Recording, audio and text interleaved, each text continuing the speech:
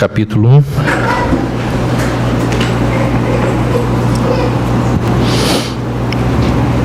Eclesiastes 1,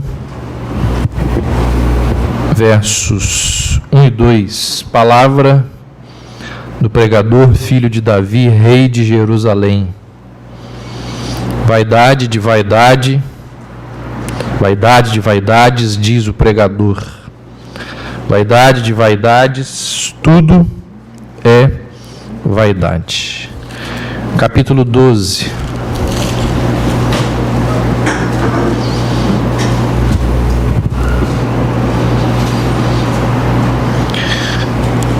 Versos 13 e 14. De tudo que se tem ouvido, a suma é: teme a Deus e guarda os seus mandamentos, porque isto é o dever de todo homem. Porque Deus há de trazer a juízo todas as obras, até as que estão escondidas, quer sejam boas, quer sejam más.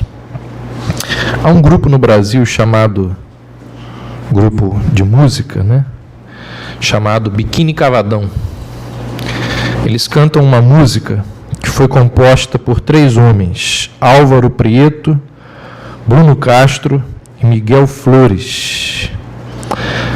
A música diz assim: sabe esses dias em que horas dizem nada?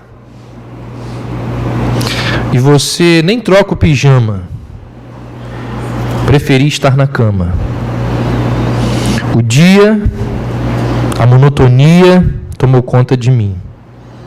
É o tédio, cortando os meus programas, esperando o meu fim. Sentado no meu quarto, o tempo voa.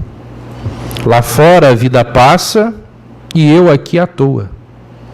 Eu já tentei de tudo, mas não tenho remédio para livrar-me deste tédio. Vejo um programa que não me satisfaz, leio o jornal que é de ontem, pois para mim tanto faz. Já tive esse problema, sei que o tédio é sempre assim. Se tudo piorar, não sei do que sou capaz. Tédio, não tenho um programa. Tédio, esse é o meu drama. O que corrói é o tédio. Um dia eu fico sério e me atiro deste prédio. Tem muita gente que é assim, E muitas vezes nas nossas vidas nós passamos por momentos assim. E esses camaradas aqui, eles fazem parte desse coral de pessoas que buscam sentido para as suas vidas, mas nunca encontraram. Você nunca parou para se perguntar por que você existe, por que nós vivemos? Será que a vida é só isso? Vim na igreja domingo, aí amanhã a gente levanta para ir trabalhar, leva o filho para a escola, aí tem as contas para pagar, daqui a pouco é uma notícia ruim, e a nossa vida é sempre aquela rotina, sempre a mesma coisa. É impressionante como que o mundo está cheio de gente assim, pessoas que buscam, apelam e gritam por sentido para as suas vidas. E quando a gente lê, pesquisa e observa, é fato que em todas as culturas, todos os lugares do mundo, em todas as épocas, em todos os momentos da história, o homem clama e busca por sentido para a sua vida. Um dos homens mais inteligentes e mais famosos da história, um filósofo chamado Sócrates, muito tempo antes de Cristo, ele disse uma coisa, uma frase que entrou para a história. Ele disse que uma vida sem exame não vale a pena ser vivida. Ou seja, se você nunca se perguntou por que você está aqui, qual o objetivo da sua vida, por que você faz o que faz, se constantemente você não para fazer um autoexame da sua vida não vale a pena. Não tem sentido você continuar vivendo sem se fazer essas perguntas. Então, a sociedade como um todo, ao longo da história, em todos os lugares, a sociedade se faz essa pergunta. Você quer ver uma outra voz que clama de forma agonizante? Por tanto amor, por tanta emoção, a vida me fez assim. Doce ou atroz, manso ou feroz, eu, caçador de mim. Preso a canções, entregue às paixões que nunca tiveram fim. Vou me encontrar longe do meu lugar, eu, caçador de mim. Nada a temer, senão o correr da luta. Nada a fazer, senão esquecer o medo. Abrir o peito à força, numa procura. Fugir às armadilhas da mata escura. Longe se vai, sonhando demais, mas onde se chega assim? Vou descobrir o que me faz sentir, eu, caçador de mim. Essa canção deixa evidente o quê? O anseio de um homem que busca preencher o vazio existencial. Essa canção deixa evidente a necessidade humana em descobrir sentido para as suas vidas. Um dos maiores psicanalistas da história, um camarada chamado Carl Jung, ele disse assim: o problema de cerca de 1/3 dos meus pacientes não é diagnosticado clinicamente como neurose, mas resulta da falta de sentido de suas vidas vazias. Isso pode ser definido como a neurose geral da nossa época. Então, gente, esses exemplos que eu citei aqui nos mostram que o homem busca sentido para a sua vida.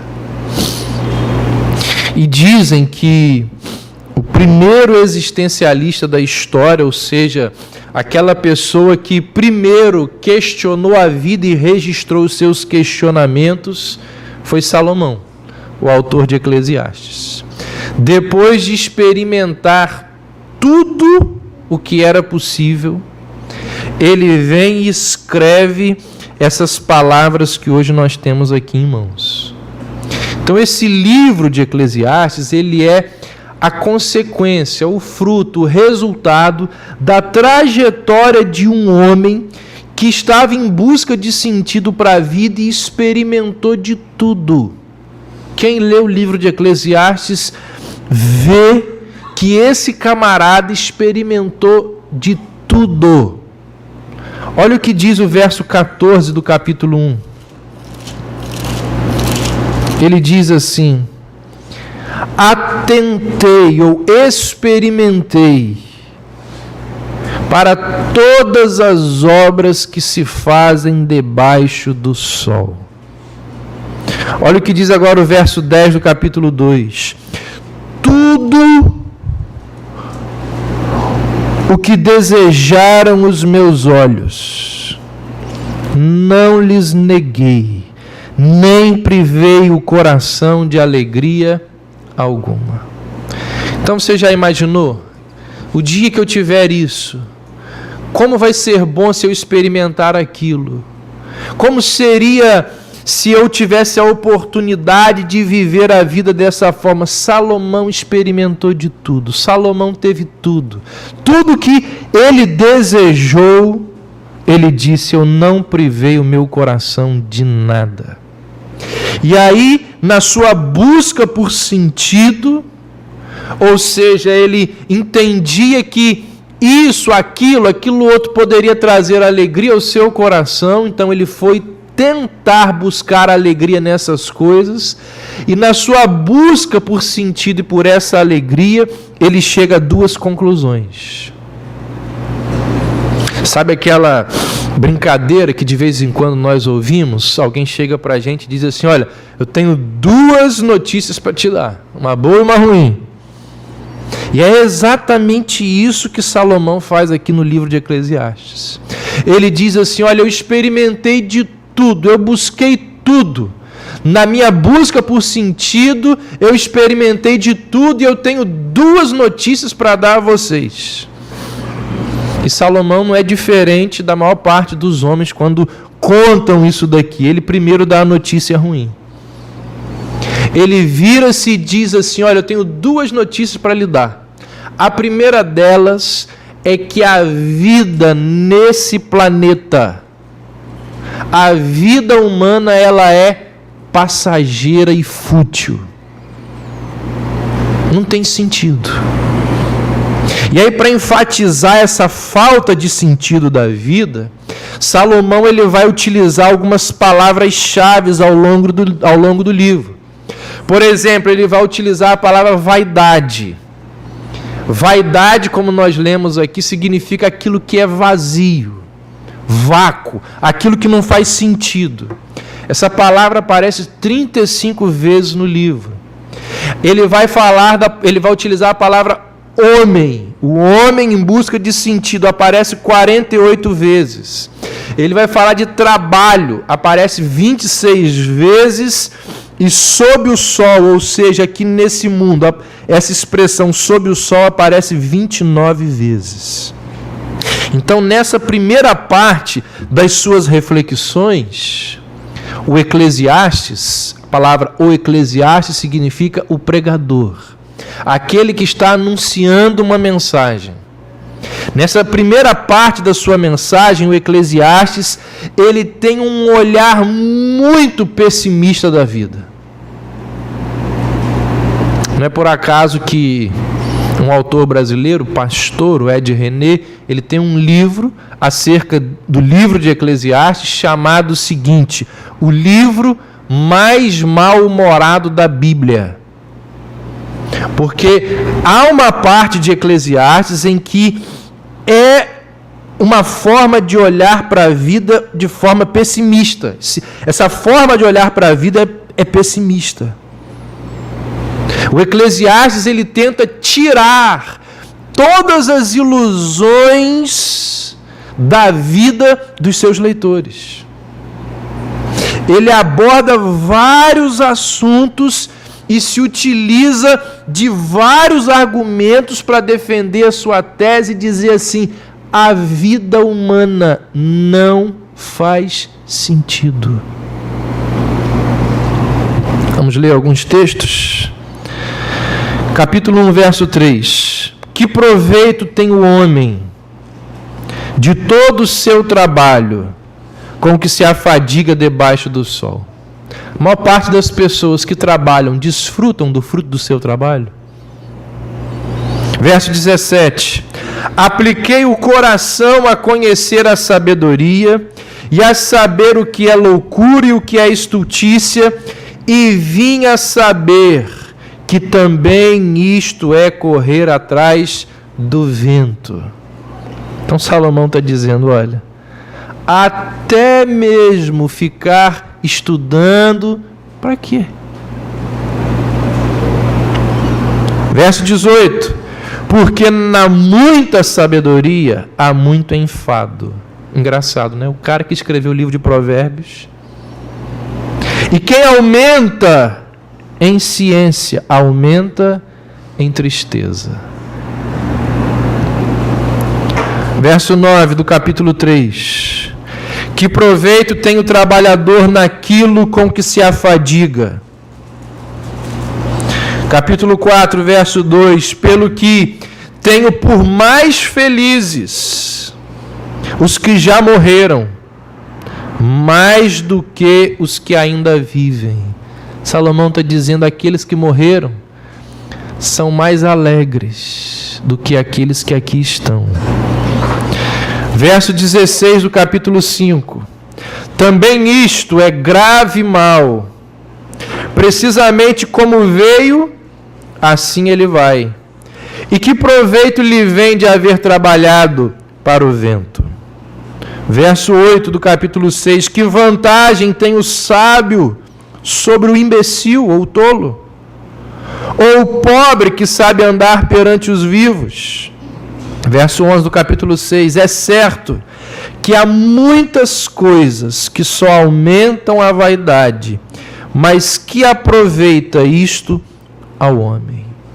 Então, gente, diante de tudo que ele viu, diante de tudo que ele conheceu, diante de tudo que ele analisou, experimentou, Salomão faz perguntas do tipo assim: onde que está?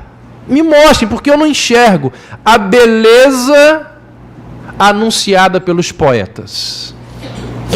Onde que está o amor cantado pelos românticos? A sabedoria anunciada pelos intelectuais? Onde está a verdade procurada pelos filósofos? Que proveito há dessa vida? Quais são as vantagens de se viver? E aí ele vai questionando isso, questionando aquilo, e aí a pessoa que vai lendo o livro percebe que ele entra num assunto altamente inquietante, muito perturbador. Ele diz assim, ó, a vida humana, ela é breve, muito breve. E aí Salomão vai enfatizar ou vai bater nessa tecla durante um bom tempo. Essa questão da brevidade. Salomão vai, da brevidade da vida humana. Salomão vai dizer assim, olha, a nossa existência nesse mundo, ela é rápida, ela é ligeira, ela é passageira. Esse sol, vai dizer Salomão, esse sol que brilha sobre a nossa cabeça, já brilhou sobre a cabeça do seu avô, do seu bisavô, do seu tataravô, do mesmo sol. E Salomão diz, ó, eles já foram, e você vai também. Capítulo 1, olha aí. Versos 4 e 5. Geração vai, geração vem, mas a terra permanece para sempre. Levanta-se o sol, põe-se o sol, e volta ao seu lugar, onde nasce de novo. Esse sol que está aí, brilhou sobre a cabeça dos seus antepassados, brilha sobre a sua, e amanhã vai brilhar sobre os seus filhos e netos. Você vai morrer. Como diz aquela frase colocada na porta de um cemitério: nós que aqui estamos, por vós esperamos.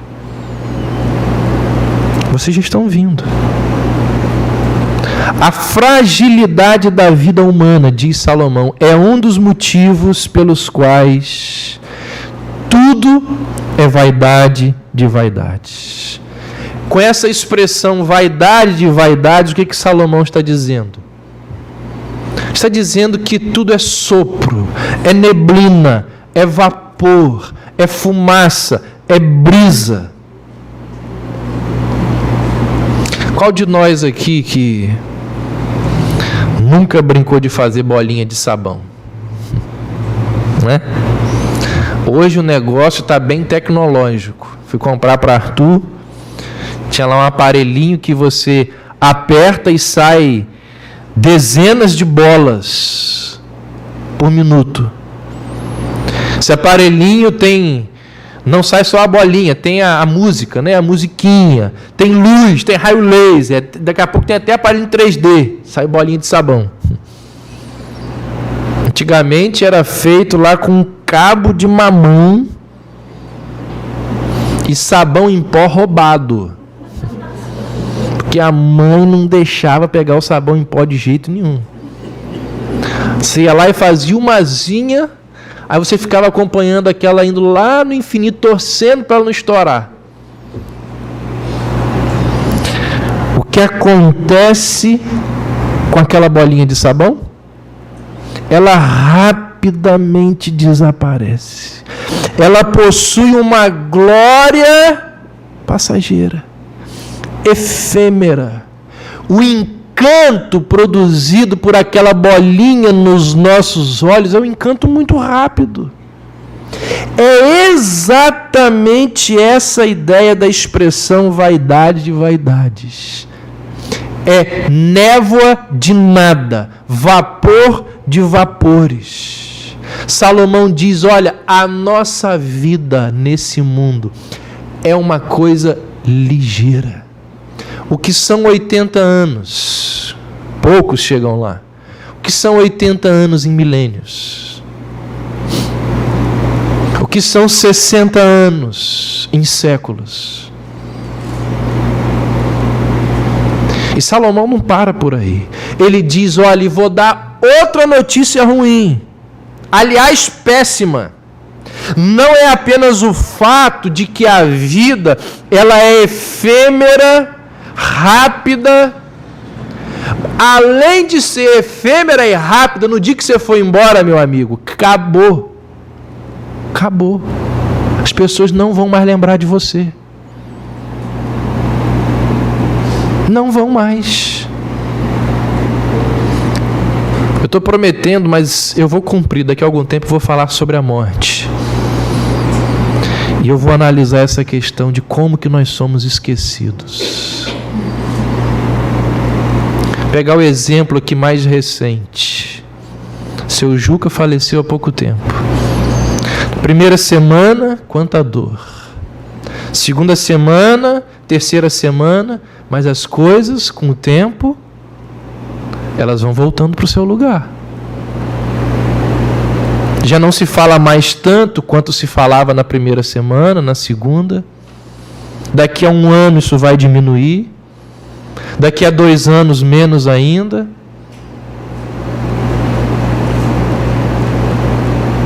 Quantas vezes por dia Léo lembra da mãe dele?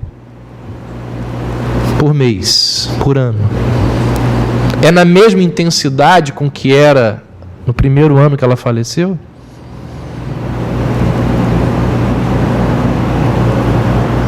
Essa é a notícia de Salomão.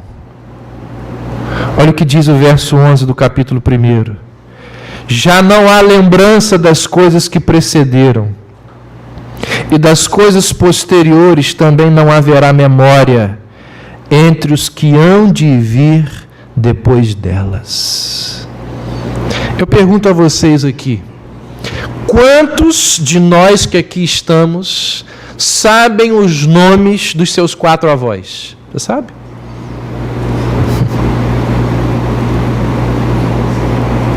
Quantos sabem os nomes dos seus 8 bisavós? E o que dirá de um tataravô? Gente, isso prova que o tataravô que não viveu há muito tempo atrás, o bisavô que não viveu há muito tempo atrás, eles foram esquecidos. Salomão diz assim, olha, a vida humana, ela não é só breve, ela não é apenas ligeira, ela vai embora como uma bolha de sabão, mas logo, logo, quem foi embora vai ser esquecido. Fernando Pessoa, um dos maiores poetas da história, existencialista e altamente pessimista, ele tem um poema onde ele deixa transparecer esse pessimismo com a vida, e ele fala dessa questão de como o ser humano ele é esquecido. Só uma pequena parte do poema, ele diz assim: primeiro é a angústia, a surpresa da vinda do mistério e da falta da tua vida falada. Depois, o horror do caixão visível e material e os homens de preto que exercem a profissão de estar ali. Depois, a família Avelar, inconsolável, lamentando a pena de teres morrido. E tu, mera causa ocasional daquela carpidação. Tu, verdadeiramente morto, muito mais morto que calculas, mesmo que estejas muito mais vivo além. Depois, a trágica retirada para o jazigo ou a cova, e depois o princípio da morte da tua memória. Há primeiro em todos um alívio da tragédia, um pouco maçadora de teres morrido. Depois, a conversa ligeira-se cotidianamente, e a vida de todos os dias retorna o seu dia. Depois, lentamente esqueceste. Só serás lembrado em 2 datas, aniversariamente: quando faz anos que nasceste, quando faz anos que morrestes. Mais nada, absolutamente mais nada. 2 vezes no ano tua família lembrará de ti. 2 vezes no ano suspiram por ti os que te amaram. E uma ou outra vez suspiram se por acaso se fala em ti. E o poema continua. Um outro poeta chamado Boécio, ele disse assim: morremos uma vez quando perdemos a vida, mas voltamos a morrer quando nossa lembrança está inteiramente desaparecida. É isso que Salomão está dizendo aqui. A mensagem de Fernando Pessoa é igual à do Eclesiastes. Nós não apenas morreremos, nós também seremos esquecidos. Aquele retrato da pessoa amada que foi embora, que está lá no porta-retrato da sua casa, nos primeiros dias em que ela foi embora, você olha, você lembra, mas com os meses se passando, você passa por aquele retrato e aquilo não te diz mais nada. Porque nós seremos esquecidos. Então Salomão diz assim, olha, a vida humana não faz sentido. Tudo que nós experimentamos, tudo que nós vivemos, tudo isso é passageiro. Trazem prazeres momentâneos, mas logo se dissipam. E ele diz, a própria vida é como bolha de sabão, que tem uma glória efêmera, rápida, passageira, e depois que passa, também é esquecido.